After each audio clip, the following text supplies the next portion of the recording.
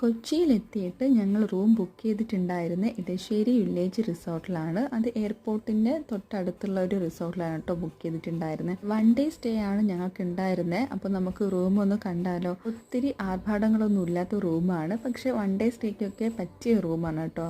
Neat and clean ആയിട്ടുള്ള റൂമായിരുന്നു. ഞങ്ങൾ already വന്ന് ഉറങ്ങി എണീറ്റിട്ടൊക്കെയാണ് ഫുഡ് കഴിക്കാനൊക്കെ പോയിട്ടുണ്ടായിരുന്നത്. അപ്പോൾ പിള്ളേരുള്ളവർക്കൊക്കെ അറിയാമായിരിക്കുമല്ലോ അല്ലേ, എങ്ങനെ എത്ര ഒതുക്കിയാലും നേരെ ആവില്ല എന്ന്. എന്നാലും ഞാൻ കുറച്ച് നീറ്റാക്കിയൊക്കെ വെച്ചിട്ടുണ്ടായിരുന്നു.